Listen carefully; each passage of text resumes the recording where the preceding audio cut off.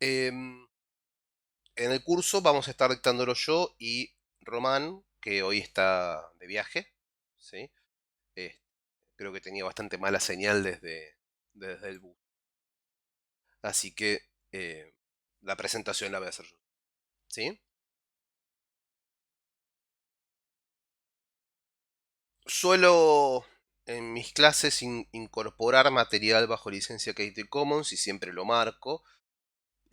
Para mí es importante porque en nuestra disciplina muchas veces hay elementos que podemos brindar, las clases por ejemplo, argumentos o algunas cosas, que es importante que se puedan compartir, que no sean, comillas, una marca registrada, un secreto, ¿sí? También es un poco inevitable, con lo cual en realidad hacer el contenido Creative Commons es como el seguir el curso natural de las cosas. Lo importante entonces es que exista la atribución. Yo he visto mucha gente que cita a Jacob Nielsen, pero después todo el resto de las cosas que dice o escribe que vienen de otros lados no se molestan en decir quién, de dónde salió. Y en cierta forma también es una forma de resignar responsabilidad, ¿no? Lo dijo Santiago, yo no fui.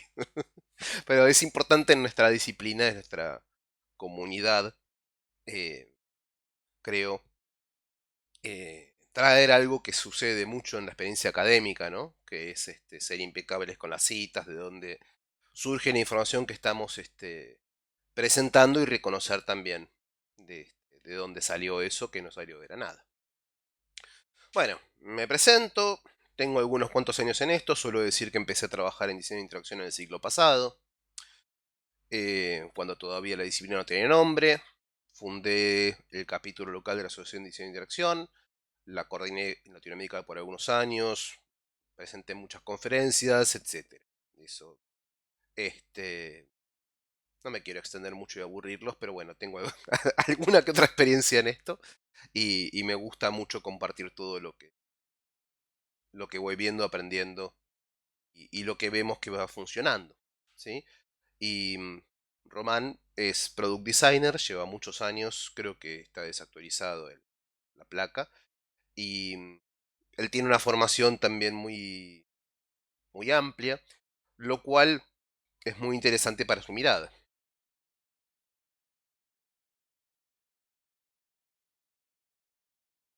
Cuando hablamos de seniority, que es el foco de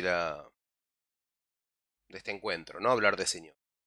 Nosotros vimos que se habla de seniority como una cuestión totalmente caprichosa. Hay gente que dice ser senior después de un par de años, ¿no? No hay una métrica, digamos, o un estándar, por lo menos. Y eso, hace un tiempo empezamos a trabajar sobre eso. Hay un artículo que quizás algunos hayan visto, donde tomo algunas nociones de un colega, y sobre esas construyo algunas definiciones que nos pueden servir para nuestra disciplina, ¿sí? Y lo interesante es que la diferencia entre los distintos niveles de seniority, si junior, semi-senior o senior, no es que uno es mejor que otro, es diferente el foco, ¿sí? Y también es diferente la calidad de las decisiones o el foco de las decisiones, ¿sí?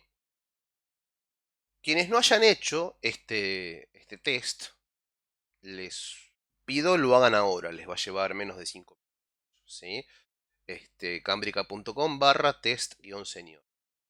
Porque de esa manera ya empezamos con este día de inmersión, donde esto es una clínica y no una charla donde yo voy presentando placas. Los compro. Entonces, bueno, invito a entrar a... Son 10 preguntas o algo así. Debería ser. Cualquier cosa me preguntan. Néstor, ¿cómo vas?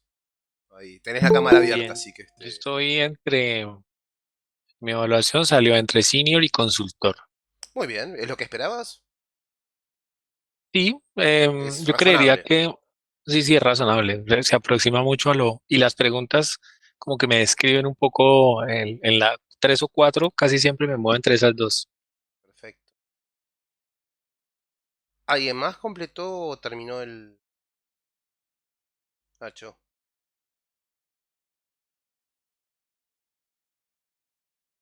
Y que... Ahí no me sale, espera, me falta el último que estoy esperando que me salga el resultado. Ok. Igual si no sale el resultado, falta alguna pregunta, porque no es. Sí, ahí te faltaba una Es pregunta. client side, sí. Olvídate. Está bien, quedé entre senior consultor y vos quedaste más consultor que yo. Es justo, Es lo que. ¿Es coherente? muy coherente. Sí, igual tuvimos que hacer un poco de transposición porque como trabajamos más orientados a comunicación, hay como Claro. que hacer un poco las primeras preguntas que por ahí son más de habilidades técnicas, hicimos como un poco de transposición Ujú. con los materiales y eso, pero bueno, sí, creo que es coherente. Sí, es coherente, está muy bien. La idea del Si modelo yo es me esa, veo, que. Sí. yo no sé que yo me veo más como la definición, yo me veo como un senior más preparado y ella es más consultor, está bien. Y también nos Max. funcionamos así en equipo, Claro, así que es re coherente con la en dinámica. nuestros roles, ella tiene un rol más de consultoría, yo soy un puesto más técnico en el Y sentido eso coincide un poco, como ¿no? Con van. que la idea no es que uno es mejor que el otro, sino es un tema de foco más bien. Por Ajá, más que haya una No, no se escala. podría, claro. Max, me sería, dijiste que te sería daba un. insoportable.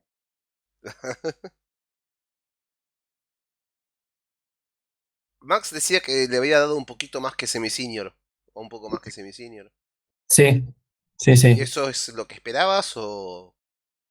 Sí, entiendo que sí, porque si bien no no tengo demasiada experiencia en cuanto a trabajo UX y sobre todo en equipos, o sea, suelo trabajar solo o con alguien más, y no hace muchos años que estoy en el tema, eh, trabajando hace poquito, en el tema hace 6 7 años, pero sí tengo mucha experiencia en todo lo que es sistemas y algunas cosas de desarrollo, con lo cual varias preguntas tienen que ver no solamente con la capacidad técnica, sino también con la eh, la forma de trabajar de uno, ¿no? Si uno puede resolver problemas, si está eh, pendiente de esto. Entonces, ahí como que capaz que me fue un poquitito más, pero sí, entiendo que podría andar por ahí. Y es interesante esto que trae Max, también en el caso de Sony y Nacho, porque lo que sucede en UX es que nos salimos todo de la misma fábrica, Claro. ¿sí? Entonces, habiendo gente que ha cambiado de carrera o que viene de otras disciplinas, psicología, antropología, digamos, pensar el seniority de una manera lineal no nos ayuda. Creemos que, bueno, estamos... No sé si alguien más quiere compartir el resultados. Tomo eso como... Bueno, la idea de este modelo, ¿sí? Con el que armamos los encuentros, o sea, cada uno de los ítems que están en ese cuestionario, la idea es que uno, si quiere pasar a nivel siguiente, tiene que completar algo, ¿sí? En lo que es habilidades técnicas, bueno, eso es experiencia, tutoriales, o lo que fuere, eso no es lo que nos preocupa, sí el resto, ¿sí? Que suelen ser temas que no se suelen tratar, ¿sí? Y que además van más allá de lo técnico. La parte de competencia técnica está muy bien, pero el tema es todo lo demás, ¿sí? Entonces, en primer lugar, con este modelo, ¿sí? Lo que planteamos es que el plan de carrera, digamos, como yo decía, no es una cosa lineal. Todos sabemos que este modelo de la evolución es un poco anacrónico, ¿no? Pensar que la evolución es una línea donde en un lado está lo imperfecto y antiguo y en otro lado está nosotros que somos la cúspide. Y eso es mentira, ¿sí? Este, sabemos que la evolución tiene más que ver con un tema donde el entorno, digamos, un tiburón y un tigre, no es que uno es mejor que el otro, ¿sí? Si los cambiamos de lugar la van a pasar mal los dos, ¿sí? Entonces la evolución tiene más que ver con este dibujo, ¿sí? Donde hay un ancestro común del cual viene la bioquímica básica de todos los seres vivos que conocemos, ARN, etcétera, proteínas, todo lo demás. Y después hay una serie de órdenes y de reinos que se van poblando o divergiendo, pero en definitiva todos los que están en la, digamos, al final de esta circunferencia están a la misma altura, ¿sí? nuevamente, un tigre, un tiburón, y nosotros. Nosotros tenemos nuestra forma de dominar las demás especies, hacer las pelotas, como hicimos con toda la megafauna, pero bueno, vamos a obviar eso por un momento. Y lo interesante es que en UX pasa exactamente lo mismo. ¿Sí? Este modelo que había hecho Dan Safar muestra cómo existen disciplinas, digamos, no sé si madres o más puras o lo que sea, como la arquitectura de información, o el diseño de las interfaces, o el diseño visual, que se van conjugando y dan encuentros. ¿Sí? Por ejemplo, la visualización de datos requiere de competencias que tienen que ver con arquitectura de información y con capacidad de visualización. ¿Sí? Lo que pasa a veces es que está la gente que tiene una habilidad, por ejemplo, diseño visual o la capacidad de comunicación oral y escrita, y le cuesta entender qué parte de las otras disciplinas está tomando y cómo armar su carrera en función de eso. ¿Sí? Y no es lineal. Una persona puede estar en cualquier lugar de estas e ir moviéndose. Me acuerdo, suelo contar mucho el caso de Whitney Hess, que no es excepcional, donde ella de tanto tratar con gente y resolver problemas, etcétera, se dedica más al coach que al UX. ¿Sí? Terminó encontrando que su capacidad de articular proyectos tenía más que ver con la capacidad de desarrollar a la gente, por ejemplo. ¿Sí? Otra forma que yo tengo de verlo es la siguiente. En este gráfico, para quienes no conocen el modelo, esto es una campana de distribución normal. Quienes hayan estudiado matemática y estadística en serio me pueden corregir libremente. ¿Sí? La idea es que estos 100 muñequitos de baño, ¿sí?, representan al 100% de una muestra, y están ordenados por, digamos, algún atributo. Los de la izquierda, el primero es el peor y el de la derecha es el mejor de todos. Y en el medio se van acomodando, hay mucha gente que es más o menos. ¿Sí? Eso es más o menos este modelo. Entonces, la idea de la evolución como algo lineal termina quedando este modelo, donde hay uno que es el mejor, ¿sí?, que está en extremo, y los otros 99 irán cada uno recibiendo las migajas de lo que no se comió el que está a la derecha de ese, ¿no? Como que este se queda con lo mejor, al otro le toca menos, y así sucesivamente hasta que está a la izquierda de todo, le toca nada. Le toca el peor de los trabajos, el peor de los ingresos. Por ejemplo, bueno, esto es falso, ¿sí? Porque UX no es una sola cosa, como ya vimos. UX es una combinación de cosas. Y es interesante porque es un universo más que una disciplina en el que podemos combinar competencias, ¿sí? Fíjense, ser el 1% definitivamente es bueno, ¿sí? No es ser el montón. Pero para eso no tenemos que ser el único y el mejor que todos los demás, ¿sí? Podemos ser bastante buenos en tres cosas, ¿sí? En la distribución estadística, ser bastante bueno significa estar en el 23%. ¿Sí? Y eso al cubo, o sea, 0,23 por 0,23 por 0,23, quieren hacer la cuenta, le va a dar 0,01, o sea, 1%. Y un montón de decimales después. ¿Sí? La idea entonces es que si podemos combinar competencias y ser bastante bueno en ellas, podemos ser los más valiosos. Y tenemos nuestra propia oferta. No estamos compitiendo contra otro que hace lo mismo y viendo quién es el mejor. Eso no tiene sentido. ¿Sí? Podemos ser, bueno, como el caso que nos contaban Nacho y Sonia, ¿no? Donde ellos no son diseñadores UI, por ejemplo. ¿Sí? Ellos vienen de la comunicación, no vienen del diseño visual. ¿No es cierto? Y no hace falta ser entonces el mejor diseñador visual que hace los mejores botoncitos. ¿Sí? Sino encontrar la propia oferta, encontrar el propio camino. Y también podemos ser buenos en muchas cosas. Y eso también nos da un 50% a la sexta potencia, o sea, 6 competencias que tengamos bien, ya no muy bien, bien, también nos da un 1%, también nos hace valioso. ¿Sí? Esto es interesante porque pasamos a tener una libertad de manejar nuestra carrera que los modelos tradicionales que vemos generalmente son lineales. ¿Sí? Generalmente la idea es que está el curso inicial, el curso avanzado de una cosa. Y vos sos el mejor UX Writer. Y punto. ¿Sí?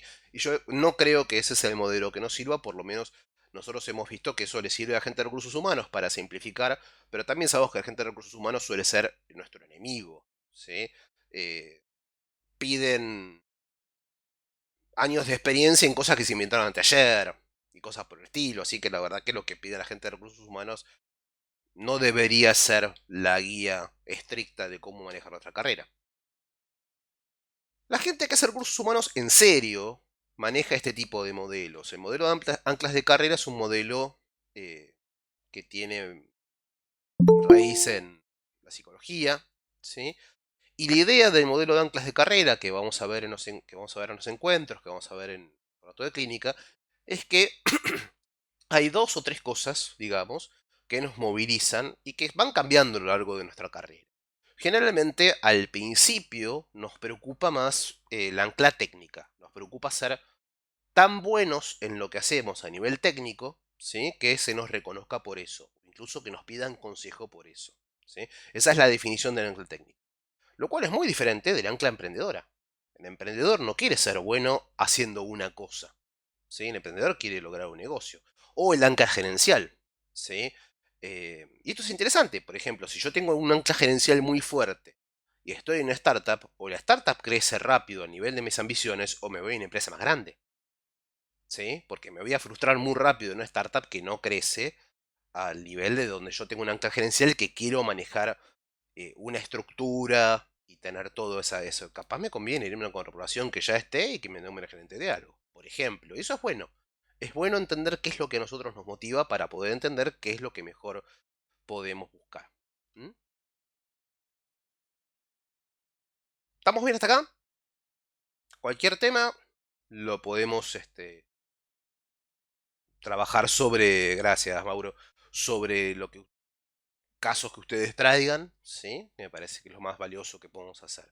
Bien, el segundo módulo del curso habla de productividad y proactividad, que sería ser no solamente productivo, sino también adelantarse, innovar, ¿sí? Más allá de lo que el pedido, por así decir. ¿Mm? O sea, una definición es posible. Y eso tiene que ver con manejar de forma productiva y sobre todo proteger nuestro tiempo.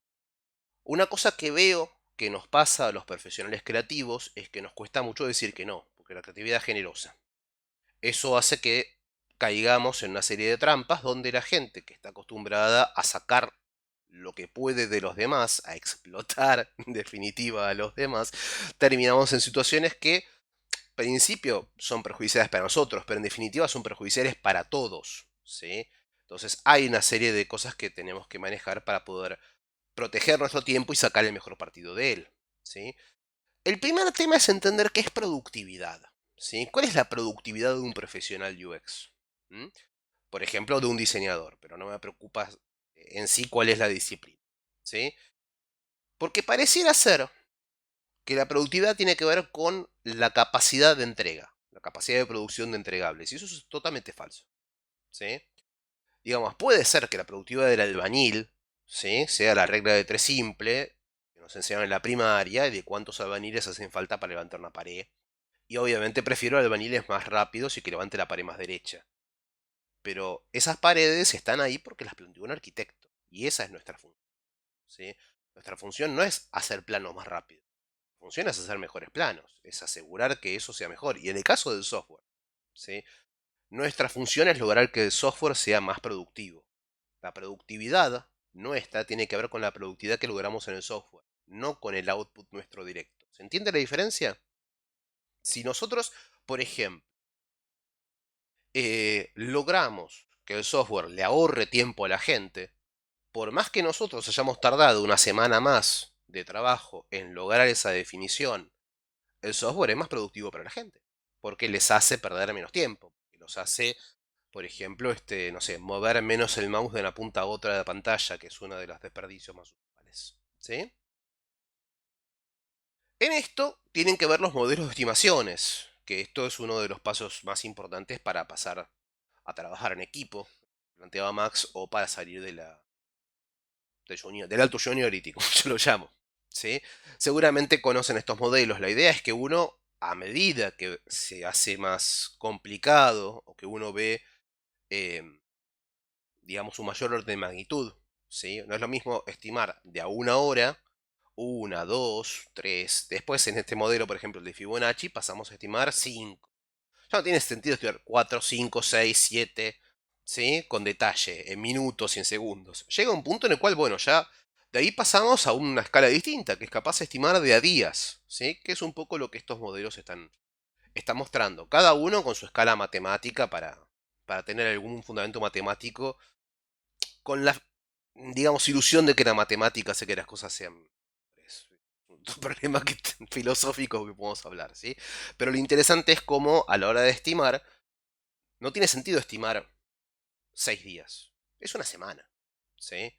Este, probablemente el último día vamos a terminar esto en una conversación o lo que fuere. Es difícil que tengamos trabajo de, digamos, de días laborables, 9 días y no de 10. Probablemente la cosa se termine estirando igual, por ejemplo, ¿sí?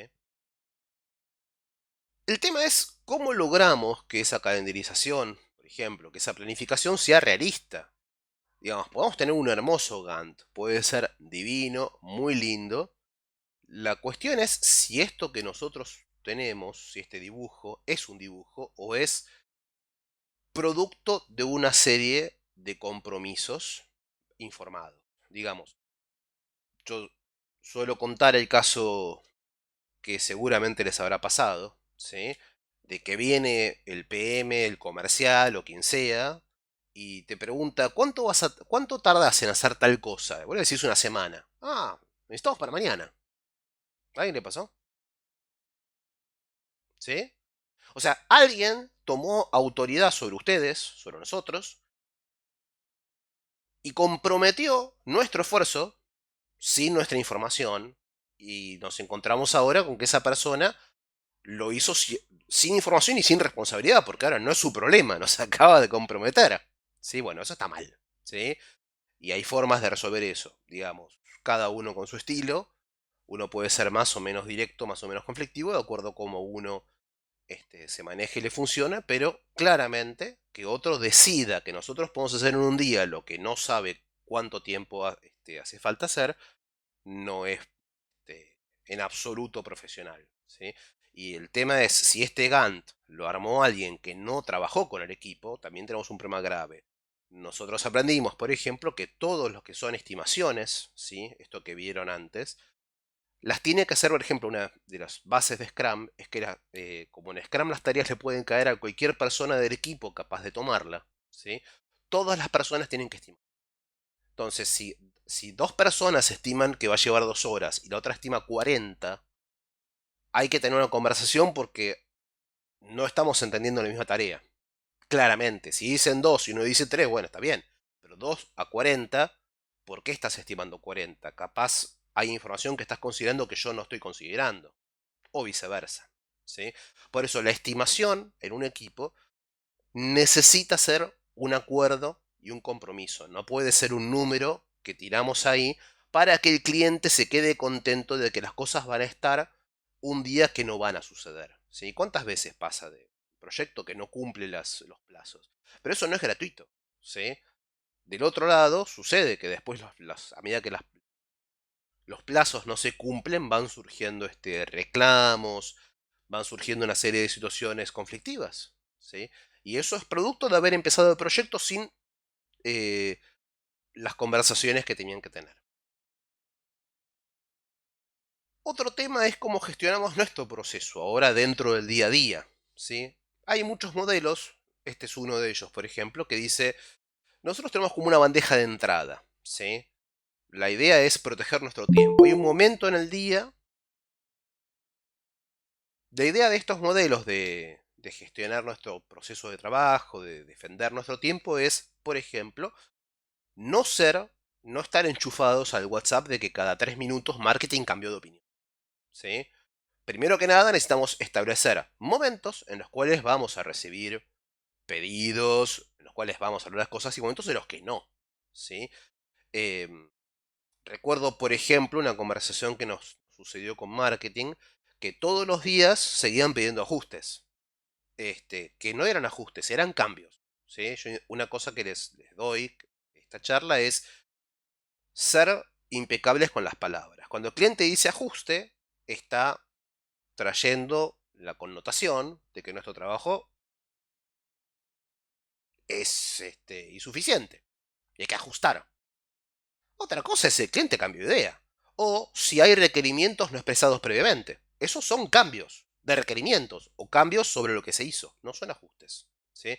Entonces, después de 3, 4 días de ajustes, que nosotros insistimos que eran cambios, finalmente asumieron que había un cambio porque nos mandaron un mail a una mañana diciendo, chicos, la oferta cambió.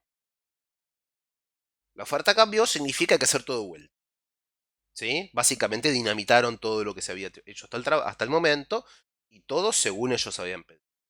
A lo cual yo les propuse tener una conversación para aclarar los términos.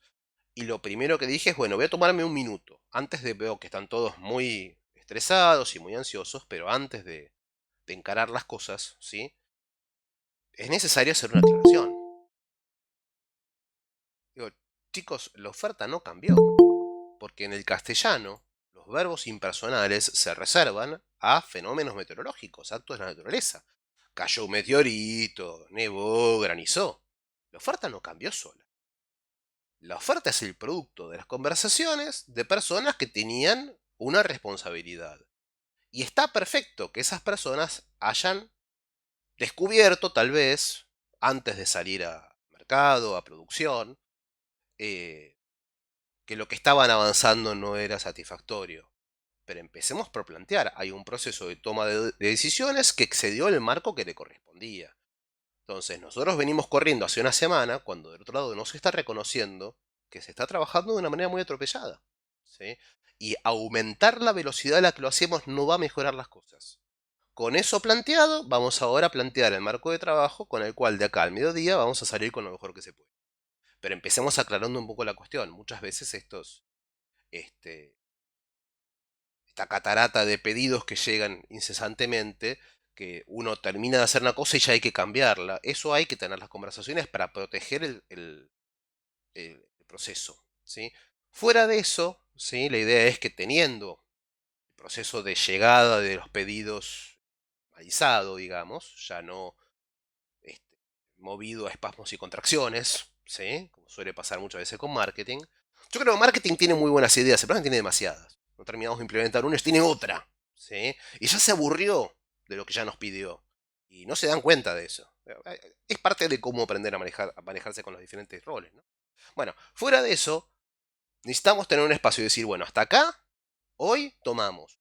¿Sí? Si lo hacemos y después no era lo que querías, después hablamos. Pero ahora hacemos en toda metodología de trabajo tiene que haber un espacio de tomar información y después un espacio de ordenarla. Y a partir de ahí, este modelo de cómo manejar nuestro proceso de producción, nuestro proceso diario, me parece muy claro. La primera alternativa que tenemos es descartar. ¿Sí? Es lo más barato que podemos hacer con la información que llegó. ¿Sí? Nos llegó un pedido, un mail, un algo, spam, no importa. ¿Sí? Lo más barato que podemos hacer con algo es descartarlo y sacárnoslo de encima. Lo segundo más barato que podemos hacer es delegar. Y es interesante que este modelo nos enseña a delegar rápido.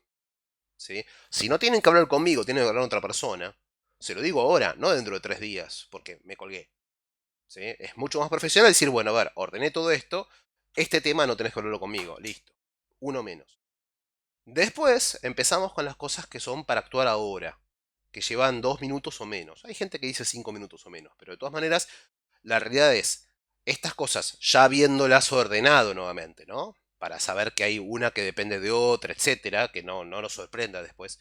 Pero estas cosas, nos sentamos y las sacamos de encima. Es más fácil sentarse y hacerlas que sentarse, planearlas, posponerlas y hacerlas de vuelta en otro momento.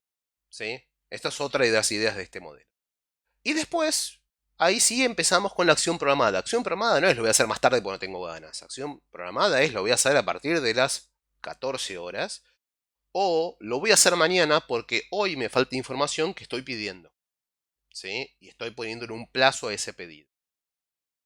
Y lo último que podemos hacer es archivar para referencia, que es nos llega en nuestro inbox información que a veces no es para ejecutar nada. ¿Sí?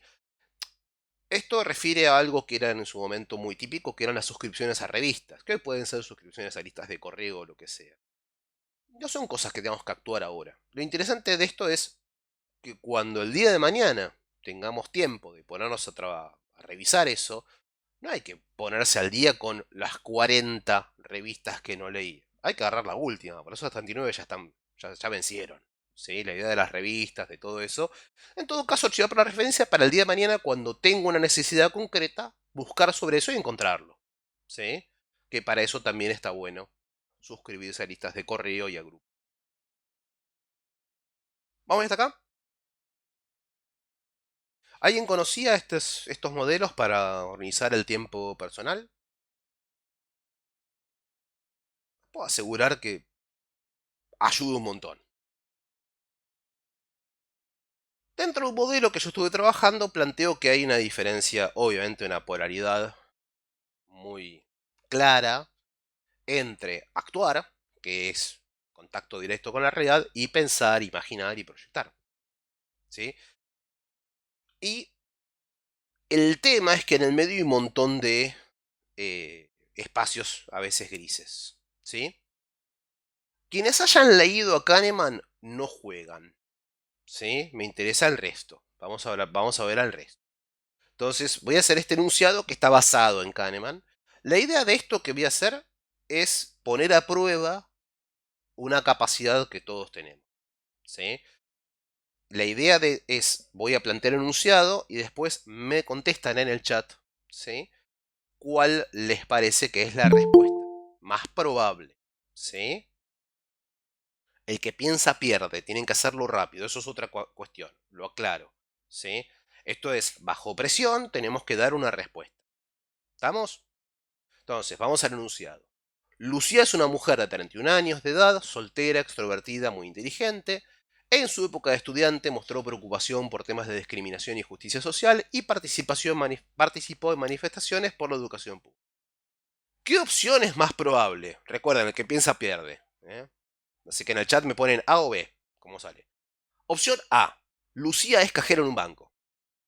Opción B. Lucía es cajera en un banco y participa activamente en el movimiento feminista. Vamos, pongan en el chat A o B.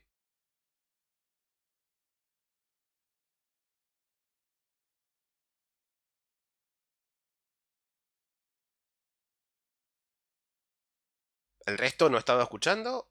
¿O está...? Ahí está, vamos, vamos, vamos. No se repriman. Bueno, perfecto. Con esta muestra es suficiente, ¿sí? La idea de esto no es evaluarlos ustedes. Es mostrar un fenómeno que nos pasa a todos, ¿sí? La pregunta, volvamos, ¿sí? Es, ¿qué es más probable de las dos opciones, de las alternativas que están presentadas? Vamos a ver qué es probable, ¿sí? Probabilidad es un término, no sé, matemático. Vamos a ver qué es más, ¿sí? La opción A, que es que Lucía es cajera en un banco, es el círculo de la izquierda, ¿sí? Hay otro universo de posibilidades, que es que Lucía participa en el movimiento feminista, ¿sí? Ahora, la opción B es la intersección de las dos. Por definición, el área B es menor que el área A, porque A contempla B, ¿sí? ¿Qué sucede? Bajo presión, cuando no podemos evaluar o no tenemos los modelos para hacerlo, ¿sí? No trabajamos de forma reflexiva y analítica, sino que tomamos la opción que nos parece no más probable, sino más plausible. Lo que suena mejor, lo que termina de contar el cuento, ¿sí? Fíjense que el cuento que yo les había contado de Lucía, ¿sí? Llega a un punto donde que Lucía sea feminista es bastante razonable, que sea cajera en un banco es raro, pero puede ser. Ahora, que sean las dos cosas no es más probable que uno. ¿Se entiende? Y esto es interesante porque nuestros usuarios, ¿sí? Están en ese nivel, digamos, más atolondrado, más impulsivo, como quieran llamarlo, más intuitivo, más visceral, ¿sí? De conexión con la realidad, de responder lo primero que les parece, ¿sí? Que eso lo llamaba Steve Krabbe, ¿no? Sufficing. Cuando uno usa una interfaz, toma el camino que le va apareciendo. No evalúa todas las opciones de forma racional. Agarra como le va apareciendo, ¿sí? Eso es lo que hacen nuestros usuarios. Nosotros tenemos que hacer todo lo opuesto, que es trabajar de forma reflexiva y analítica, ¿sí? y creativa. Porque hay otra cosa del modelo que yo les comparto, que es, se cree que la creatividad es una cuestión como, ay, re loca, ¿no? Uy, se me ocurrió una idea, qué loco. Y eso no es así. Para la teoría de la decisión, una decisión es una selección entre alternativas que se hace con algún modelo, ¿sí? Por ejemplo, el modelo intuitivo, que es el que vimos recién, con el que ustedes contestaron, el modelo intuitivo completa la historia, ¿sí? No hizo una evaluación, digamos, de probabilidades. Completó la historia con lo más plausible. Es un modelo, ¿sí? Eso es el nivel intuitivo. El modelo analítico es lo que vimos después, hacer un diagrama de Venn. Y el nivel creativo es construir alternativas para ser evaluadas, ¿sí? Entonces, la creatividad no es un acto irracional.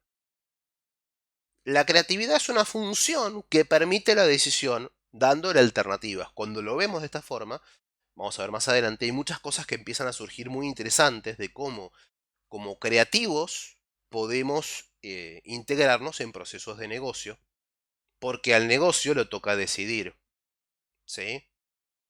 Dándole, digamos, hay una definición que yo tengo que es que un gerente tiene dos funciones. Las dos son difíciles, pero son solamente dos, que son delegar y tomar decisiones, ¿sí? Y cuando un gerente falla en esas funciones, se nota bastante.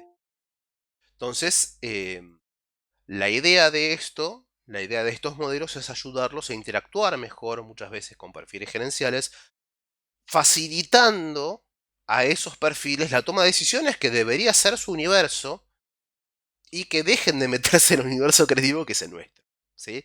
Porque nada peor que un gerente tratando de opinar sobre, no sé, tipografías o redacción, ¿sí? Dice, no, no me parece ahí, el subjuntivo queda, es un anglicismo. Y después hay que meterse con eso y decirle, mira, el subjuntivo ya existía en el latín, ¿no? Y empezar a explicarle un poco de esas cosas. Bueno, vamos bien hasta acá. Cualquier cosa me interrumpen y si quieren tratar algo lo traemos sobre la mesa, ¿sí? El tercer módulo tiene que ver cómo nos relacionamos con el trabajo, nuestros clientes y nuestro equipo. En otras palabras, es relación interpersonal e intrapersonal, ¿sí? Cómo nos relacionamos con nosotros mismos. Para empezar, ¿sí? Va a dictar cómo nos relacionamos con los demás, ¿sí? Y en esto, otro modelo que les dejo, que está en un librito que cometí hace un tiempo, donde lo que hice fue resumir lo mejor posible, lo más corto posible, una serie de modelos con los que estaba trabajando. Es esta idea de que ante los demás, ante lo que dicen, ante ellos mismos, ¿sí?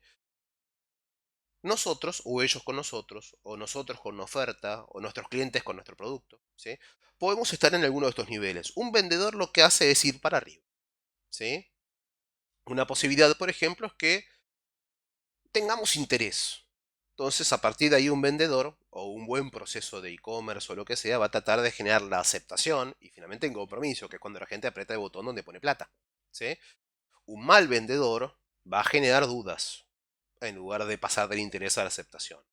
Y de las dudas, más abajo viene la resistencia y finalmente el antagonismo. El antagonismo es donde lo llamás y te corta, ¿sí? Y nos pasa mucho de trabajar con equipos en los cuales hay que identificar dónde está el otro. Capaz el otro ante nuestra propuesta está en la duda. ¿Cómo hacemos, ¿sí? Para empezar despertando interés? ¿O cómo hacemos primero para despejar las dudas antes de avanzar? Seguramente quienes trabajan en research les habrá pasado que alguien dice, ay, pero esa cantidad de usuarios no es representativa. Y alguien se pone a opinar sobre eso. ¿Sí? ¿Te pasó alguna vez? Alguien opina sobre cuántos usuarios, alguien que nunca participó de usabilidad. Y entonces, ante eso, lo que descubrimos hace un tiempo es que lo mejor que podemos hacer es primero explicar por qué la muestra, cómo funciona, cuál es el modelo, qué es lo que estamos tratando de hacer, y bajarlo a términos a veces lo más simples posible, sin hablar de términos de estadísticos y matemáticos. Yo una cosa que suelo contar es lo que se conoce como muestra demográfica, ¿sí? Es equivalente a cuántas ferreterías debería recorrer para saber cuántos tipos de caño existen en el mundo. Eso sería una muestra demográfica, ¿sí? ¿Cuántas ferreterías? Todas las de barrio, una por ciudad, una por cada ciudad de cada país, ¿no? Llega un momento cuando el número parece ser grande, ¿sí? Si capaz justo voy a una ferretería que no tiene stock, entonces necesito ir a otras, ¿no? Eso sería una muestra demográfica. Quiero conocer la variedad de caños que existe, que obviamente las ferreterías van a tener más de uno el mismo tipo de caño, se van a solapar, pero no van a ser un par de ferreterías, ¿sí? Nosotros, cuando trabajamos pruebas cualitativas, no estamos buscando conocer los tipos de caño, estamos buscando entender dónde está tapado. Y para ver dónde está tapado el caño no hay que pasar cinta 200. ¿Sí? Donde está tapado, vamos, destapamos y después seguimos buscando otros. De esa manera, nosotros trabajando de esa forma, argumentando de esa forma, cuando presentamos la metodología con la que vamos a trabajar o los resultados de los estudios, nos encontramos muchas veces con stakeholders que si no les damos una presentación, se van a quedar con dudas o con resistencias durante toda la presentación y las van a emitir al final. Con lo cual yo estoy seguro de que durante esa hora no escucharon nada, solamente tenían en la cabeza su objeción. Y todo lo que le dijimos le pasó por el costado. ¿Sí? Entonces la idea de estos modelos es como reconocer cómo funciona esto, decir, bueno, de la duda la despejo y a partir de ahí tengo interés. Pero si no tengo el interés de la gente y la gente todo el tiempo está pensando que lo que yo digo es mentira, no sirve de nada todo lo que estoy diciendo. ¿Sí? Entonces, cómo presentamos ante los demás, cómo nos manejamos con los demás, depende de este tipo de relaciones. Quienes vengan de la ingeniería seguramente conocen el modelo de la triple restricción, que es otra forma de plantear los proyectos, ¿no? ¿Conocen? ¿Quiénes no? Si tienen todos la cámara apagada, yo siento que estoy hablando frente a la pantalla negra. Así, solamente Sonia y Max me están mancando en esto. Así que gracias. Pero bueno, si el resto pudiera prender la cámara, gracias, Mauro. Yo me sentiría más cómodo porque no me siento hablando frente a una pantalla oscura. Gracias, Luis. Bien. La idea de este modelo es que todo proyecto se enmarca en tres variables fundamentales: costo, tiempo y alcance. ¿Sí? Si tocamos una de esas variables, como un triángulo, el resto se tiene que acomodar de alguna forma. No puedo tocar una variable sin tocar las otras dos. Esa es la idea del modelo de la triple restricción que se usa en ingeniería. El modelo que vamos a ver en el curso y clínica es un poco más complejo y tiene que ver con los acuerdos y los tejidos de promesas de los que se compone un proyecto. Porque un proyecto no es otra cosa que un tejido de promesas. ¿Sí? Un proyecto es la promesa que yo voy a construir algo que no existe y que cuando lo termine de construir va a servir para algo, lo cual es imposible en este momento de verificar. ¿Sí? Nosotros vendemos cosas que no existen. Eso es nuestro trabajo. Nuestro trabajo es venderlas y construirlas. Y para eso hay un montón de aspectos que vienen de lo que es la definición de qué es una oferta y qué es una promesa. ¿Sí? Por ejemplo, entre el proveedor y el cliente, ¿sí? Se establece un trasfondo de obviedad. Y ese es uno de los mayores riesgos que ocurren, donde el cliente y el proveedor consideran obvias ciertas cosas que no hablaron con la otra parte. O que les da vergüenza decir, momento, ¿estamos de acuerdo en esto? ¿Sí? Y muchísimos proyectos terminan terriblemente mal, ¿sí? Terminan castigados por no haber hablado a tiempo algunas cosas. ¿A alguien le pasó de haber terminado un proyecto y pensar si hubiéramos hablado tal cosa, esto no hubiera pasado? ¿Sí? Otro aspecto de las relaciones interpersonales es entender los procesos de delegación. Jürgen Apelo, que es un autor que les recontra sugiero que conozcan, ¿sí? Jürgen Apelo tiene este modelo que me pareció brillante. Jürgen dice, delegar no es un sí o un no, hago o delego. Delegar es una escala. A mí me parece que este modelo es hermoso, es simétrico, lo cual le hace muy lindo. ¿Sí? Él dice, en el nivel 1, yo decido. Y eventualmente, si corresponde, informo de la decisión que tomé. ¿Sí? O sea, no existe delegación. Eso es, por ejemplo, cuando uno hace su trabajo, no sé, hice clic acá. No tengo que decir, che, hice clic acá. No tengo que avisar. No tengo que preguntar si hago clic ahí. Se supone que yo ya sé hacer eso. ¿Sí?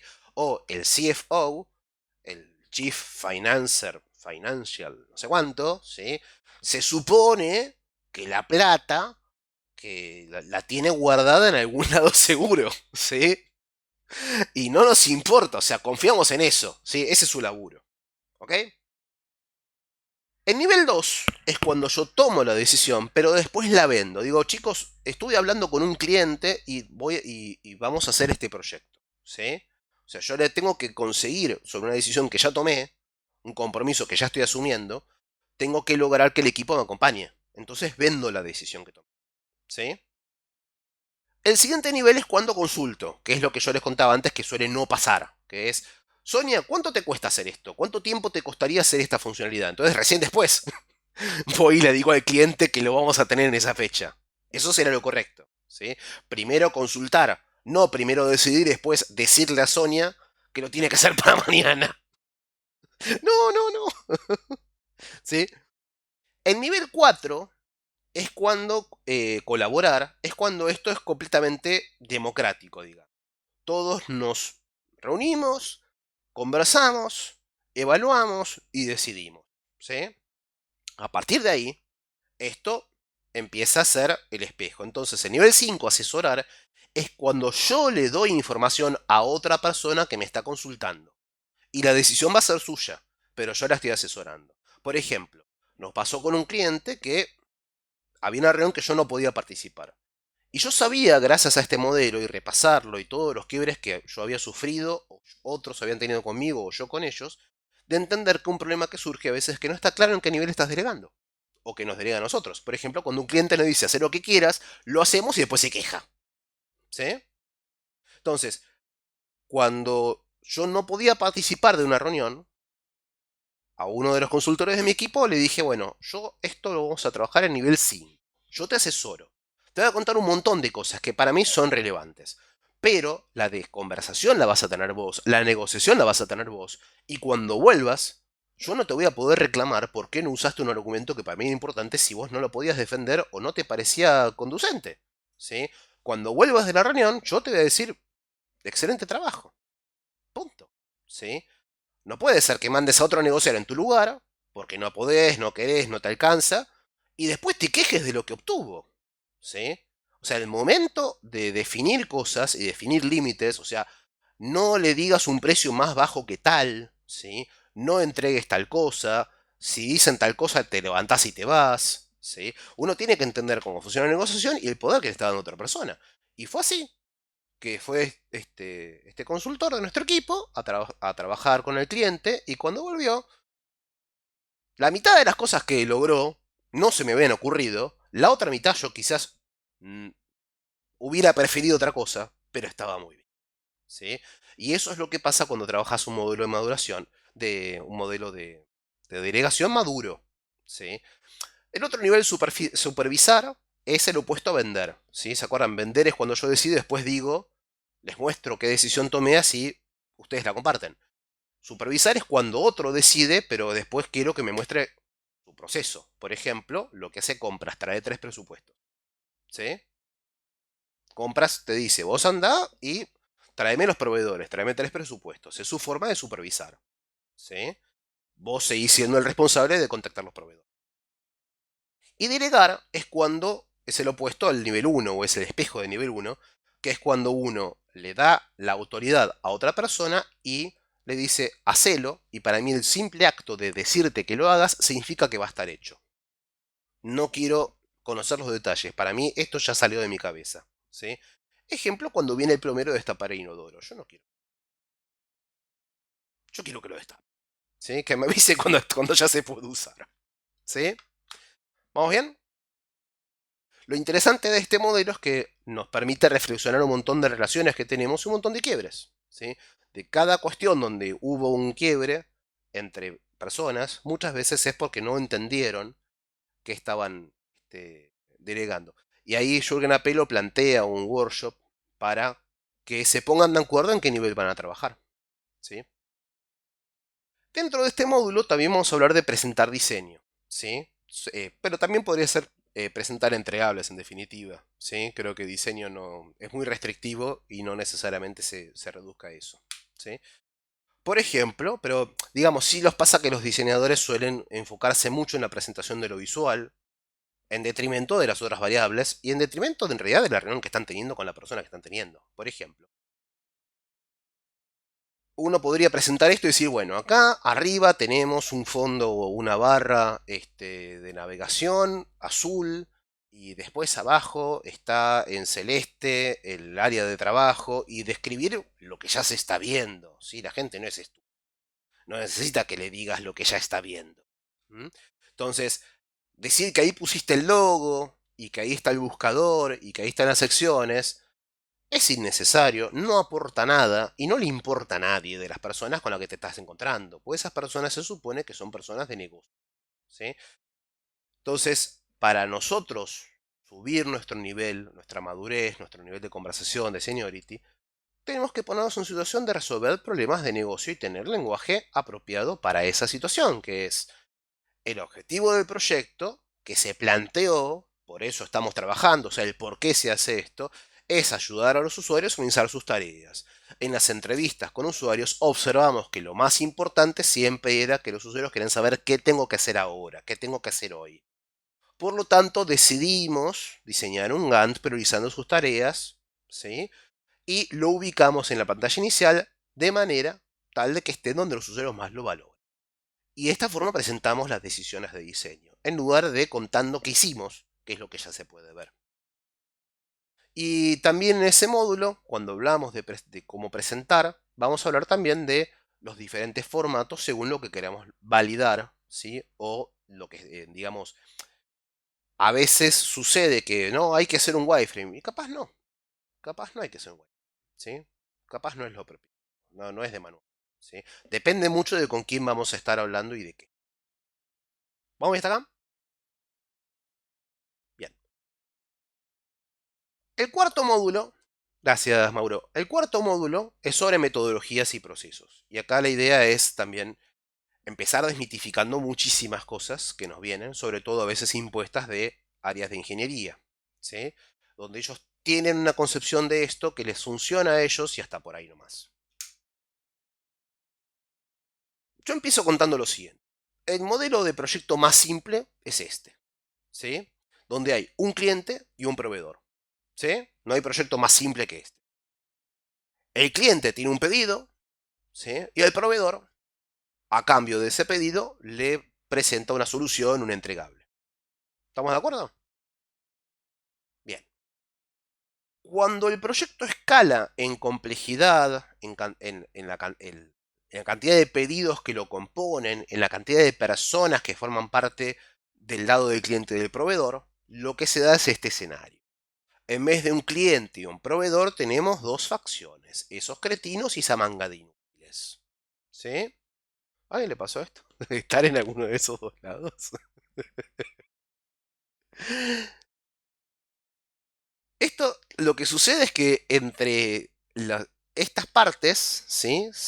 Esto es a lo que van, a lo que sucede en los proyectos si no se organiza. O sea, es el lugar natural, es la entropía, ¿sí? La entropía es lo que pasa cuando no organizamos, ¿sí? Las cosas naturalmente van a ir en esta dirección, que es donde hay dos personas haciendo lo mismo, donde hay algo que nadie sabía que había que hacer, donde hay pedidos que se le hacen a una parte y después se hacen a otra y después vuelven y rebotan y etc. ¿Sí? Y es por eso que otra cosa que tenemos que entender, asumir y lograr que lo entiendan las personas para quienes trabajamos, los clientes, nuestros gerentes, whatever, es que lo más común en el software es el fracaso. ¿Sí? Mi amigo Daniel Mordecki cuenta, si vos pones un almacén, y es bastante probable que, a menos que compres cosas que nadie te interesa consumir, es raro que te fundas, ¿sí? Un almacén es un negocio que, bueno, tiene su riesgo, pero si empiezas chiquito y vas de a poco, el software no, el software es muy común el fracaso completo. Esta estadística, por ejemplo, del Standish Group, es sobre proyectos de primera línea. No estamos hablando de pymes contratando al cuñado que todavía no terminó de aprender el libro de cómo hacer páginas web y por eso el proyecto falla. No, estos son proyectos de la NASA, estos son proyectos de Google, de primera línea, que en más del 70%, casi el 80% son proyectos castigados o directamente fracasados o abandonados, ¿sí? Y lo que decía Daniel es, si se fijan en cualquier store de aplicaciones, van a ver que solamente el 10% superan las 1000 descargas. O sea, que no solamente está el fallo entendido en que el proyecto no se termina o que el proyecto no cumple con las expectativas del cliente que lo pidió o supera el presupuesto o lo que fuere, sino que después está el otro problema que es el de la aceptación del mercado.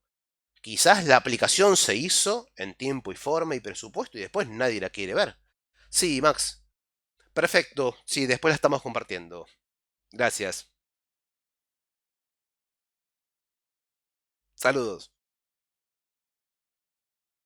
Bien, entonces, esta métrica es terrible, pero tenemos que entender que esta es nuestra industria. Nosotros, cada vez que un proyecto en el que estamos no va por buen puerto, tenemos que saber que eso es normal, ¿sí? Dejar de sentirlo, de vivirlo con culpa. Es muy común que nuestros clientes no sepan lo que quieren y que se metan en problemas que no reconocen, ¿sí? En parte para eso están las metodologías. El problema es que se las vende con una garantía que no son, ¿sí? Una metodología, mi definición es, la metodología es un marco para organizar un proceso que involucra a personas. Es como las reglas de tránsito, ¿sí? ¿Cuál es la idea de las reglas de tránsito? Si cada uno circula por la derecha, en una calle que tenga doble mano, ¿sí? Va a ser poco probable que yo me choque con alguien que viene de frente, ¿sí? Porque cada uno va por su carril. Esa es la idea de una metodología. La metodología sirve para organizar el tránsito, ¿sí? Ahora, no reemplaza a las personas, ni a las conversaciones, ni a la toma de decisiones de esas personas. Entonces, muchas veces se plantean las metodologías como si fueran garantías de éxito que no lo son. Lo que hacen es evitar el desastre, ¿sí? Evitar que el proyecto, como yo contaba antes, se convierta en esa manga de inútiles y esos cretinos. Pero eso no significa que la metodología nos ayude a saber a dónde tenemos que ir, ¿sí? Las reglas de tránsito no prescriben las rutas, ni mucho menos el destino, ¿sí? Solamente nos van a ayudar a saber cómo ir, digamos, cómo llevar adelante las cosas sin chocar. Eso es todo, ¿sí? Lo planteo porque las metodologías están dentro del rubro. Hay, hay un fenómeno que habrán visto donde las metodologías nos plantean el éxito que escapa a todas las demás. Esta metodología, ahora con Design Thinking vamos a lograr el éxito.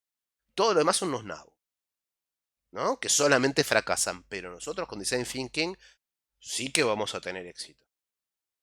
Y si no tenemos éxito, lo que nos van a decir es que nos faltó más metodología. Ese patrón es el mismo patrón que tienen los chantas, los astrólogos, los adivinos, ¿sí? La gente que vende recetas mágicas. Las metodologías son parte de un mercado de recetas mágicas. No deben ser eso. La metodología es parte de las decisiones que nosotros tomamos en el proyecto. Hay gente que viene con el librito de la metodología. Mucho gusto. El librito es para entender cómo funciona, pero no funciona en la vida real, ¿sí? Ninguna metodología funciona como viene de manual. El manual está para que la entendamos, ¿sí? Nos pasa a veces que hay gente que dice, no, porque ustedes no están haciendo las cosas de manual. Perfecto, porque ya las entendimos, ya sabemos hacerlas. Por eso no vamos a seguir. El manual está para hacerlas en el orden en el que se entienden, ¿sí? Cuando las dominas ya es otra cosa. Y otra cosa que nos pasa es la confusión, y esta es nefasta, ¿sí? ¿Conocen el Manifiesto Ágil? Es del año 2001. Desde entonces se lo ha hecho pelota de todas las formas posibles. Yo encuentro que en el negocio se confunde, se compró criterio, ¿no? Que es que suena bien, ¿no? Ágil. Ser ágil suena bien, ¿no? Nadie quiere no ser ágil. El problema es que se confunde qué significa. Yo planteo esta distinción y se la digo a todos mis clientes. Empecemos por esta conversación que es ágil significa tener capacidad de respuesta al cambio, significa cintura. ¿Mm? Ágil es el esquiador olímpico que esquiva los obstáculos y llega a la meta. Apurado es el tipo que llega al hospital. Puede llegar más rápido que el otro, pero no en buenas condiciones. Entonces, es muy usual que se crea que agilidad es un tipo de apuro, ¿no? Que agilidad es, si somos ágiles vamos a trabajar más rápido. Eso es falso. Si somos ágiles vamos a reconocer que el camino que estamos tomando no es el adecuado antes de seguir avanzando. Eso es todo. Dentro de estas metodologías y filosofías de trabajo, hay una que creo que es muy interesante, que es Lean, ¿sí? No sé si conocen. Lean viene, otra vez se fueron todos con la cámara, excepto Sonia y Nacho, todos me apagaron la cámara. Walini. No me gusta dar charlas con pantalla negra, me siento solito. Si pueden prender la cámara, mejor. Bueno, Lean nace de las políticas con las cuales se reconstruyó Japón. ¿Sí? Eh, Varios conocerán una frase que es que hay 4 tipos de países. Países pobres, países ricos, Japón y Argentina. Japón, que no se entiende como es tan rico, y Argentina, que no se entiende como es tan pobre. Vale, Mauro, no hay problema. Lean, o la idea detrás de esto, que es el modelo de economía de Deming, quizás sea uno de los secretos por los cuales Japón es tan rico. ¿Sí? La idea de Lean es reconocer el desperdicio, reconocer todo lo que estamos haciendo que es innecesario y que no aporta valor final. Hay 2 tipos de desperdicio que yo organizo. Yo Lean Software Development lo ordeno un poco, ¿sí? Porque para mí le falta un poco de estructura a veces a la hora para ser didáctico. Hay 2 tipos de desperdicio que se observan en el producto final, ¿sí? Que son defectos, esto es funcionalidad rechazada. Cosas que hicimos, el cliente final dice esto es una porquería, no me funciona como necesito, no me sirve, ¿sí? Y el complementario son cosas que hemos hecho que el cliente final no utiliza. Ni siquiera sabe que está ahí y no le importa, ¿sí? Nos ha pasado de hacer sistemas donde al fin de año vemos que nadie entró, o sea, la cantidad de páginas de vistas es una, que es la nuestra, ¿sí? O tablas de una base de datos, por ejemplo, me pasó en inmobiliaria. Ellos querían que la gente se registrara y dijera los favoritos, y la gente entraba y llamaba.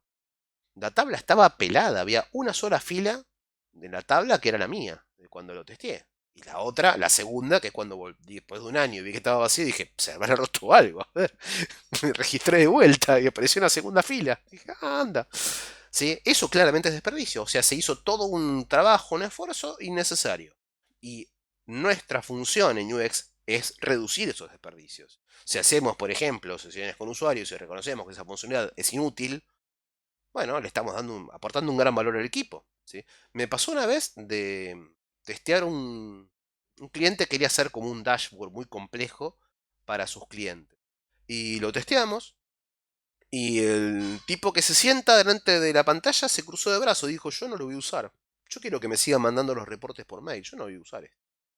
Yo nunca había visto en mi vida una expresión tan clara de que un proyecto no tenía ningún sentido. El tipo se cruzó de brazos y dijo, mándenme, sigan mandando un mail. Yo no pienso trabajar más.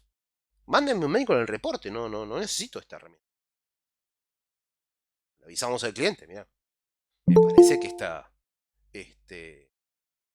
este proyecto empieza con, digamos, bajas chances de éxito. ¿Sí?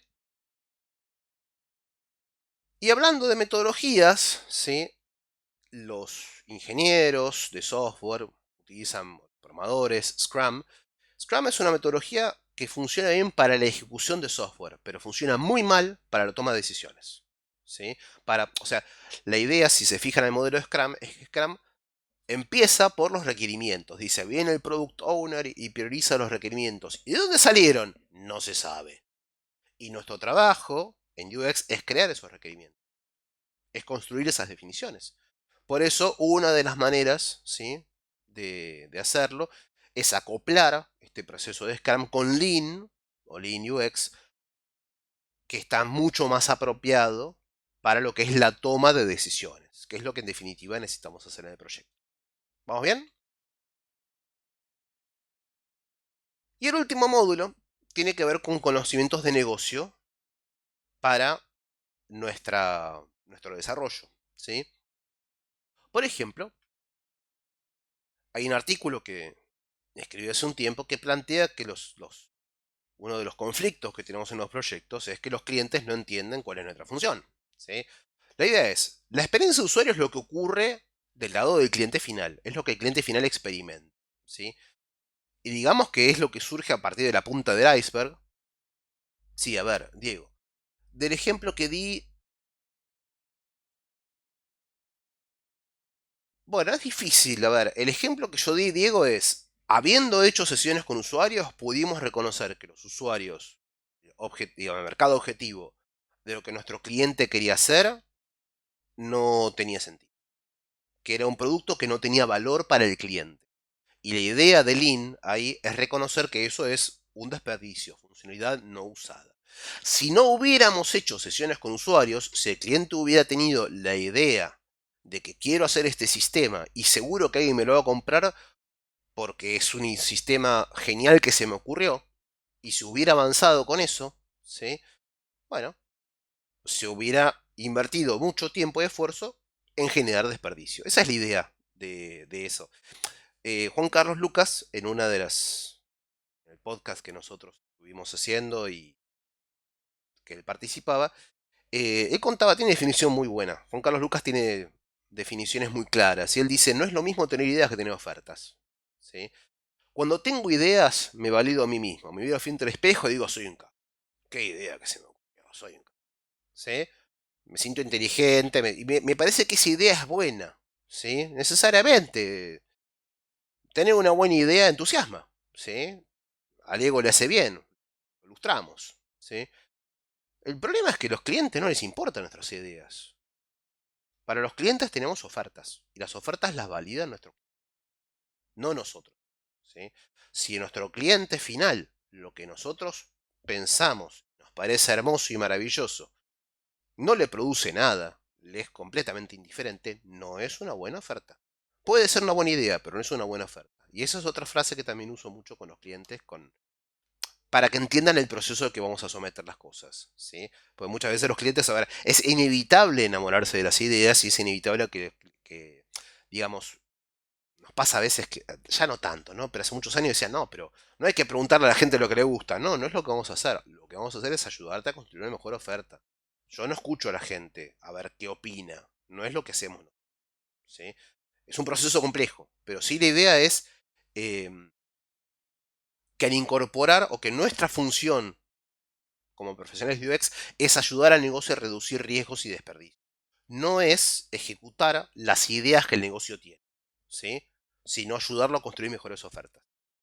Por eso, precisamente este modelo, donde en este modelo planteo, la experiencia de usuario es lo que sucede del otro lado de la pantalla, lo que le pasa a la gente, lo que experimenta el usuario, ¿sí? Y la punta de ese iceberg, lo que ve el usuario final, es la ejecución de diseño, de desarrollo, de redacción, de todo. Vamos a reducirlo a diseño por ahora, ¿sí? Para no tener un gráfico donde tengamos que escribir todas las disciplinas. Pero básicamente, la ejecución produce un artefacto que del otro lado se percibe y genera una experiencia en su uso, ¿sí? Ahora, esa ejecución es producto o está sostenida en decisiones de diseño y de contenido y de desarrollo, etcétera, ¿sí? Y esas decisiones de diseño y etcétera tienen que estar sostenidas en decisiones de negocio porque si no son caprichos, ¿sí? Hacemos esto porque me gusta, hacemos esto porque le gusta el gerente. Bueno, eso no, ¿sí? Nuestro trabajo tiene que estar basado en decisiones de negocio. Y esas decisiones a veces al negocio se confunde y cree que su función es tomar decisiones de diseño que nosotros ejecutemos. Bueno, no. Nosotros somos especialistas en este tipo de decisiones. Las decisiones de diseño, de comunicación, de desarrollo. El rol de nuestro cliente, ¿sí? El rol de la gerencia, es darnos el apoyo de las decisiones de negocio para que las decisiones que nosotros tomemos tengan un buen respaldo. Y muchas veces nuestras decisiones van a impactar a ese negocio, ¿sí? O nuestra información. Cuando nos sucede que estamos viendo, como les contaba antes, que el cliente final no valora el producto que se propone. Eso tiene que impactar al negocio, no es un problema de diseño. Eso es un problema de oferta, ¿sí? Y por último, estas decisiones de negocio tienen que estar basadas en los valores de organización, ¿sí? No que simplemente el negocio tomó una decisión, porque le pareció. Tiene que ser sostenible, ¿sí? Tiene que haber valores. Y el tema son los valores reales, no los declarados, ¿sí? Muchas veces las organizaciones tienen una declaración de visión y misión que son para quedar bien con todo el mundo, que no significan absolutamente nada, ¿sí? Parte del problema que nos encontramos es que muchas veces las organizaciones no tienen claros sus valores. No tienen claro para qué hacen lo que hacen. Y a partir de ahí es bastante razonable que el resto de la pirámide, que tiene que estar una cosa sostenida sobre el piso de abajo sólido, empieza a derrumbarse. Y empiezan los caprichos, ¿sí? Si queremos dejar de trabajar por caprichos, espasmos y contracciones, tenemos que empezar a facilitar que todo este andamiaje sea más sólido. ¿Mm? Y otra cuestión que sucede con el negocio, ahí dice Sonia, cuantas menos ideas tenés, más te enamorás de la idea, claro. Sí, sí, esa idea es como cuando uno es chico, ¿no? Cuando tenemos 4 años o 5 años y teníamos una pena, era la pena más grande que vamos a tener en nuestra vida. Era terrible, por eso ¿viste? Las criaturas lloran desconsoladas, porque se les acabó la coca. O sea, no sé, ¿viste? Porque esto de que yo quería abrir el yogur, me lo abriste vos, mala, y se ponen terribles por cosas que decís, pero no puedes ser tan estúpido. Y bueno, lo mismo pasa con los clientes, ¿no? Tienen una idea. Y sí, se enamoran. Bueno, el lenguaje del negocio, ¿sí? Esto es interesante, surge eh, para manejar cosas disímiles, ¿sí? El negocio, o sea, de parte de la gente que está con la cabeza más de negocio, tiene que proteger cierto ancho de banda para poder manejar muchísimas cosas distintas, ¿sí? Por ejemplo, ¿cómo hago para manejar limones, azúcar, tiempo, cartulina y fletes? ¿Sí? Necesito alguna forma de hacer que esto sea parejo, sea comparable. ¿Sí? ¿Qué inventó el negocio para hacer eso? La plata, las finanzas. Las finanzas son la forma de decir, puedo comparar cosas disímiles porque puedo ponerles un precio. Entonces, los limones me salen 3, no sé, dólares, pesos, rupias, no me importa. El azúcar me vale 4. El tiempo que lleva licuar el limón me vale 1. La cartulina para hacer el envase me vale 2. Y el flete me vale 5. Entonces el costo que tiene poner mi limonada en la góndola es 15. ¿Sí? Ese es el lenguaje del negocio. El negocio le gusta mostrarse como una cosa muy compleja, pero no es muy simple. Es cómo hago para comparar cosas que no tienen nada que ver. Y dentro de esto va a intentar meter el diseño. Y eso es interesantísimo porque el diseño no es nada de esto. El diseño, la comunicación, la experiencia de usuario, el research, todo ese mundo, no es parte de estas variables. ¿Sí? Está en otro plano que después vamos a ver. Y dentro de esto hay una cuestión de cuál es la apreciación que el negocio tiene por lo que hacemos, cuál es su nivel de madurez. ¿Sí? Si es ninguno, ya está, no tenemos conversación. Ese plano no nos interesa. Si el negocio no tiene ningún tipo de percepción de valor por lo que hacemos, directamente no tenemos conversación con el negocio. No existe ese lugar como cliente o como lugar de trabajo. Generalmente, digamos que esto es cada vez menos común, ¿sí? Generalmente la percepción es cosmética. En algunos casos empieza a darse donde se identifica nuestra capacidad de mejorar variables de negocio, de impactar el negocio, en menor medida donde existe la idea de que nosotros somos capaces de acompañar al negocio a crear la oferta, ¿sí? Y el mayor nivel de todos, que es el estratégico, que es donde están Apple, Google, etcétera. O sea, los que hicieron mucha plata haciendo esto, porque Apple y Google empezaron en un garage, no empezaron grandes, ¿sí? Pero reconocieron bastante mejor que otros muchas variables, ¿sí? Que al resto le parecen cosméticas, ¿sí? Parte de lo que vamos a ver en el curso, en esta clínica, ¿sí? Que también hace poco estuve escribiendo y desahogándome un poco en Medium, es mi idea de que si tenemos una cultura de negocio de toma de decisiones madura, es una cosa. Pero a veces no la hay. Tenemos una toma de decisiones superficial, o sea, eh, superstición, ¿sí? Y si a esa cultura de toma de decisiones superficial le ponemos métricas, no tenemos una cultura de toma de decisiones madura, tenemos numerología. Entonces, muy común ver equipos donde dicen, bueno, usamos NPS. Y ya está. ¿Y qué hacemos con eso? ¿Sí? Y el NPS nos da 50 o 100 o no sé, jugamos a la quiniela con el número que nos da. ¿Sí? O sea, veamos más fácil. ¿Sí? Pongámosle simplemente que le preguntamos a la gente del 1 al 5 cómo nos califica. Y nos da 4,43. ¿Qué hacemos con ese número? Repartimos bonos. Parece que es un buen número, entonces hay bonos para todo el mundo. Así funciona. ¿Sí? No hay un uso del NPS porque el UNPS no sirve para tomar decisiones sobre el producto. Dicho de otra forma, si yo sé que alguien tiene 39 grados de fiebre, no sé qué medicamento recetar. La medida no es diagnóstico. Pero para peor, el NPS se emplea de formas realmente de numerología. Por ejemplo, en este caso que destaca Charles Poole, Citibank te pregunta qué tan probable es que recomiendes el banco a un amigo después de haber hecho una transferencia. Es como que te pregunten si vas a recomendar esta pizzería a un amigo por el hecho de haberte sentado en la silla. O por el hecho de ¿qué te parecen los cubiertos? ¿Recomendarías a un amigo? Y no sé, déjame comer en paz. ¿Sí? O sea, ese nivel de granularidad de las métricas y de las medidas no sirve para nada. Yo conozco un banco el cual sufro, ¿sí?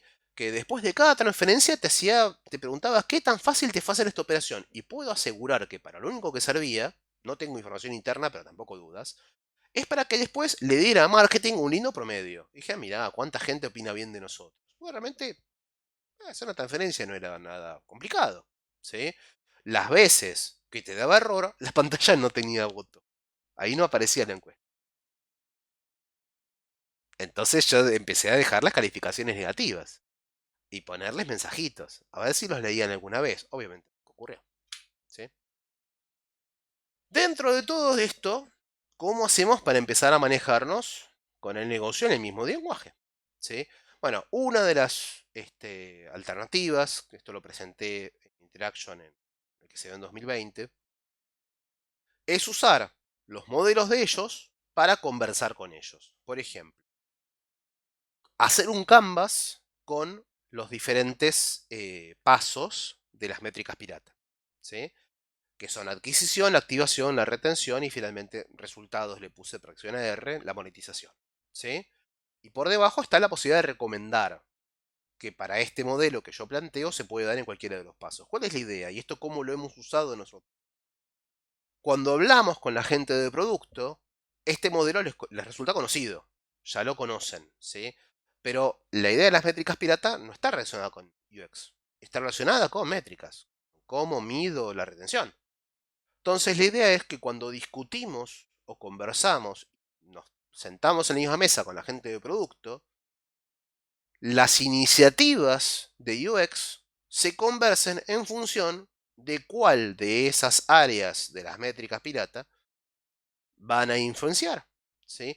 Y de eso surge, por ejemplo, que para activación, para lograr usuarios, ¿sí? Vemos que sería necesario mejorar el buscador, porque si la gente no encuentra lo que busca, no avanza en el proceso de ser usuario, no valora la oferta, por ejemplo. ¿Sí? Y para eso surge entonces una iniciativa nueva que es mejorar el algoritmo de búsqueda. Y esto, por ejemplo, concretamente lo hicimos con Staples, OfficeNet, y mejoramos en un 40% de las conversiones. Porque se reconoció que el problema que tenían ellos no es que la pantalla era fea, que era fea, era fea. Pero el problema es que la gente no encontraba lo que buscaba. Ese era el problema. ¿Sí? Pero una vez que logramos encontrar en qué puntos le pegaba, era mucho más claro. Pero al negocio decir, yo este año tengo que aumentar un 10% de las conversiones. Bueno, nosotros no trabajamos por porcentajes. Nosotros vamos a mejorar un buscador y el buscador va a llegar lo más lejos que pueda. Capaz te mejora las ventas un 5, capaz un 40, no lo sabemos. ¿Sí? Lo que vamos a hacer es destapar la cañería. Después de eso, el flujo de clientes ya no es una cuestión de UX, es una cuestión de cuánta publicidad hiciste. ¿Sí? Entonces, hay un tema de cómo empezamos a articular cuál es nuestra función dentro de las métricas. La función dentro de las métricas es que de cada 100 clientes que llegan al sitio, clientes potenciales, una mayor cantidad llegue al final del proceso. Ahora, No hay una acción concreta que pueda hacer yo en cada paso para asegurarte un número concreto de mejora. Vamos a destapar todo lo que se pueda y lograr que más gente llegue al final y punto. ¿Sí? Lo cual tiene mucho que ver con este modelo. ¿Sí? No sé si conocen la idea de tableros de comando, que es una forma de descomponer las componentes, casualmente, de un resultado y hacerlo visualmente lo hace más fácil de manejar. ¿Sí? La idea es, los resultados de un sitio, de un B2C, ¿sí? Tienen que ver con estas variables. Primero el público potencial. ¿Sí? Si yo tengo un sitio que vende, no sé, instrumentos musicales, ¿sí? Tengo un público potencial al cual voy a llegar y hay un límite. Hay gente que no va a comprar jamás un instrumento musical. ¿Sí? Por poner el caso. Entonces tengo mi mercado definido. Mi mercado son las personas que estarían interesadas en comprar un instrumento musical. ¿Sí? Supongamos que somos más específicos, que no nos interesan los chicos que están aprendiendo a tocar la flauta en cuarto grado. Nos interesan los profesionales. Bueno, entonces nuestro público objetivo es mucho más chico. ¿Sí? Eso es el 100% de la gente a la que podríamos llegar. Ahora, de ese público objetivo va a haber un esfuerzo de publicidad por el cual alguna de esa gente va a llegar a nuestra oferta. ¿Sí? De esa gente, alguna va a generar una conversión que la transforme de visita en usuario. Alguna de esa gente va a volver. Una cosa que plantea Jacob Nielsen es, en este modelo, nadie compra en su primera visita en e-commerce. ¿Sí? Es muy, muy raro. Entonces, él plantea, los sitios de e-commerce, por ejemplo, necesitan generar recurrencia hasta que la gente se anima y compra. ¿Sí? Y finalmente, cuando compra, la pregunta es, ¿cuál es el promedio de lo que compran en valor? ¿Sí? Y eso va a ser al final el resultado comercial. Pero nuevamente tengo al principio un montón de gente y en el medio lo único que hago es perderla por el camino. ¿Sí? De ese total de gente. La cuestión que nosotros podemos hacer es cuáles de estas variables podemos mejorar. Y fíjense, la gente que llega es una cuestión casi directa de la publicidad. Si quiero que llegue el doble de gente, invierto el doble en publicidad. Ahora, mejorar las conversiones, podemos hacerlo desde UX. Mejorar la recurrencia de las visitas y mejorar el costo del valor por operación también. Por ejemplo, te compraste una guitarra, ¿y por qué no te compras un atado de cuerdas? ¿Qué sé yo? ¿Sí? Hay tema de sugerencias de productos, pero tienen que ser sugerencias coherentes. Nos ha pasado. Vale, Diana, muchas gracias. Nos ha pasado, ¿sí? De que planteamos esto, pero el cliente no entiende la necesidad de lo cualitativo. Sí, pongamos sugerencias y después sugieren cualquier cosa. No, no, estas sugerencias hay que testear también, hay que testear el algoritmo, hay que hacer que eso realmente funcione. No es mágico, ¿sí? Con los clientes que entienden que los clientes no son estúpidos, o tan estúpidos como ellos quisieran que fueran, ¿sí? Y que entienden que entonces, si vamos trabajando el algoritmo de relación de productos, ¿qué es lo que hizo Amazon? Amazon lo refinó un montón. En su momento te comprabas un par de medias y te ofrecía otras. Y no, ya me compré, ya tengo medias. ¿Sí? Era muy estúpido. ¿Sí? Y con el tiempo fueron mejorando. Ahora creo que te ofrece zapatos, no sé qué ofrece, pero bueno. eh, Mucha gente lo vio, no entendió que lo importante del producto que te ofrece es la relación y que digas, ¡ah! ¿Sí? Nos pasó eso pues, con un supermercado. Que si compras jamón, ¿por qué no te compras el queso también? Por ejemplo, ¿no? Y el pan. Hay productos que van juntos, pero para eso hay que invertir en hacer los algoritmos correctos. Y los programadores muchas veces dicen, nada, es muy complicado, te tiran un par de líneas de código y ya está. ¿Sí? Bueno, eso merece entonces hacer un proyecto para esto. Y por último, cuando llegamos al diseño planteando un valor estratégico, hay un montón de canvas, muchos lo conocen, ¿sí? La idea que un producto tiene atiende dolores, da poderes, hay un montón de modelos de estos cada vez más complejos, ¿sí? Yo tengo uno más simple, que es que un negocio conecta personas. Esto me lo contaba un amigo, me dice, la discoteca es un lugar en donde se encuentran personas. Punto, ese es el negocio de la discoteca, ¿no? Hacer que gente se encuentre con otra gente. las dos partes son producto. O sea, la discoteca pone... no es que contrata al resto de la gente para que yo vaya a encontrarla. La otra gente también fue a la discoteca. ¿Sí? Y eso es un negocio. Un negocio es poner gente en contacto. Eso es lo interesante. Por eso, en definitiva, esta idea, ¿no? De que cuando, en el caso de las redes sociales, que el producto es la gente misma, sus propios usuarios son el... Pero en definitiva, si ustedes se fijan, todo negocio pone partes en contacto. ¿Sí? Em, por ejemplo, nos pasaba unos emprendedores que habían hecho un sistema para mostrar publicidades en los teléfonos móviles, en los juegos. Bueno, a ver, ¿a quiénes ponen en contacto? A la persona de negocios, el juego, ¿sí? Que tiene que decidir cómo monetizar. Al programador o el equipo de programadores y programadoras del juego, que tiene que incorporar esta solución técnica y tiene que abastecerse de un montón de definiciones complejas y hay que facilitarles el camino. A la agencia de publicidad, que va a invertir en esto, además de, o en lugar de, ponerlo en avisos en la red. ¿Sí? Y a la gente que juega el juego. Estamos poniendo, o sea, ese negocio pone en contacto a mucha gente. Al pensarlo de esa forma, podemos hacer una pregunta estratégica, por ejemplo, que es la que hicimos a estos emprendedores, que es, una vez que reconocemos todas las partes que vos pones en juego, a las personas, olvídate de tecnología, ¿dónde está tu cuello de botella? Y nos dicen las agencias. A las agencias les cuesta mucho armar una campaña. Bueno, trabajemos en las agencias primero. Después veremos de trabajar con la gente de desarrollo para facilitar la incorporación de la... Pero ellos nos decían, tenemos más vidriera que producto para mostrar en la vidriera. Nos falta llegar a las agencias de publicidad. Bueno, entonces hagamos eso. ¿Se entiende? Y esa es la forma en que nosotros desde UX podemos tener una mirada más estratégica que la ejecución de las decisiones del negocio. Donde el negocio dice, sí, yo tengo una idea genial. ¿Sí? Para cerrar, la idea de esta propuesta es abrirles la puerta de competencias, de capacidades y de conversaciones para lograr mayor respeto profesional y avanzar la carrera. ¿Sí? Para pasar entonces de ser esto que yo decía, el ejecutor, ¿sí? Los ejecutores de las ideas de negocio, a eh, personas que puedan aportar un valor y por ende ser valiosas. Lo que yo mostraba al principio, ¿no? Con los muñequitos de baño, ser los más valiosos, ser esos que conjugamos, si la cámara me acompaña, allá, ahí está, ¿sí? Ser no los mejores, sino los más valiosos, conjugando varias competencias y saliendo entonces del montón. Bueno, esto es lo que preparé para compartir. Eh,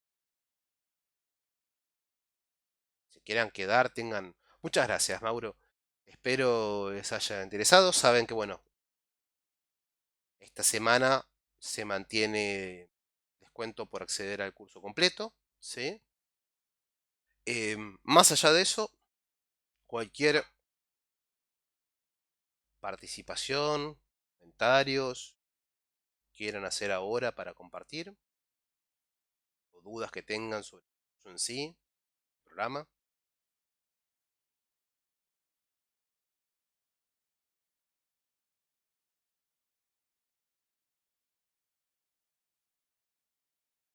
Nadie. Al menos les gustó lo que presenta.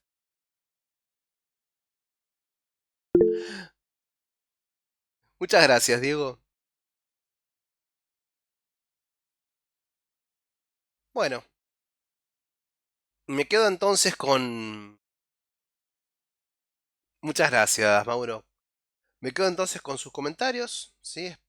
Me quedo muy contento de haber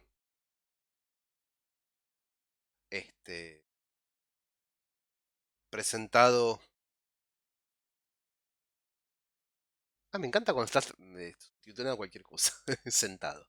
Este, puede haber sido de interés.